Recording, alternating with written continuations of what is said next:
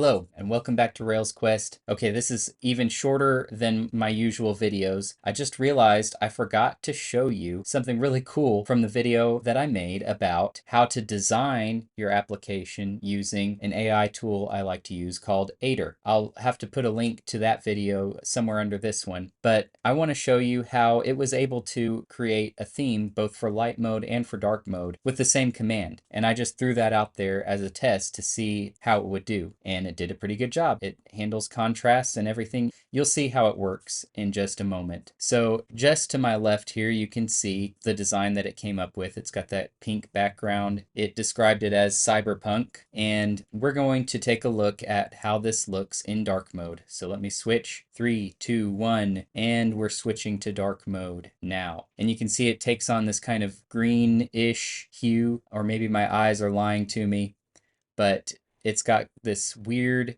animation in the background, and it's like it's got this throbbing color, glows and moves across the screen. And that's basically it. It shows you just how powerful a simple AI command can be. And now, no Rails Quest video would be complete without a quick demonstration of the code here. So this is the code that the AI wrote. You can see it added some keyframes for the gradient animation. Here in the root styles, we have our colors for light mode.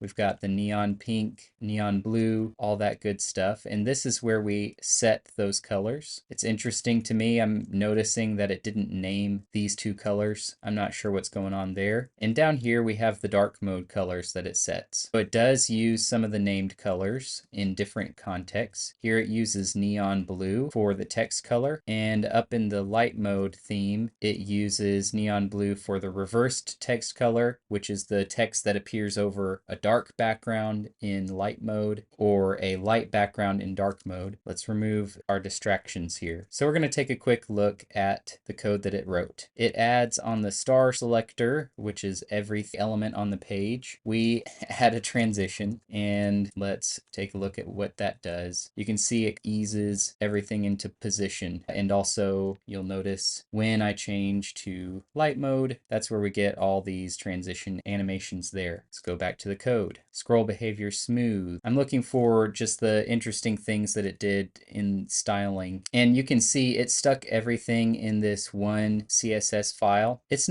only 150 lines of code. It's not that bad, but that's something to look out for when you're using the AI. It's not necessarily going to structure your code in a logical way unless you give it that instruction. Again, I gave it a very sweeping instruction. Hey, redesign this thing and give it a funky look. Okay, it's focusing on the creativity aspect. It's not focusing on so much the code organization. We're going to look at the pros here. So this is the interesting bit here. So here's the glitchy title style that it came up with. You can see that it moves around in an unpredictable pattern. The way it achieves this is by using these keyframes. It changes the orientation of the text shadow at different points of the animation. And you can see it uses random, it jerks from 14 to 15% really quickly, and then it gives a little pause. So there's faster transitions and slower ones, and that gives it that glitchy feel. So it uses the animation this way, infinite. It's a 3-second duration, and it uses the text glitch keyframes. So that's a little primer on how keyframes work, and they're tedious to put together yourself. If you have a specific one that you want, you should go look on the web and probably grab something as your basis, or you can use something like Aider and describe the kind of animation that you would want, and it might approximate it pretty well, and then you can go in and tweak the values yourself. So I just quickly skimmed through the styles that it added here. I think I've called out enough interesting stuff there for us to chew on for now. In the meantime, if you are interested in seeing the code that it put out, this is on the Aider Cyberpunk CSS branch of my Rails demo repository, which is on GitHub under the Rails Quest organization. So you can go look that up yourself and dig into the CSS and even see the commits that Aider made and learn whatever you'd like. Maybe ask questions on this video. If you would like to post any questions,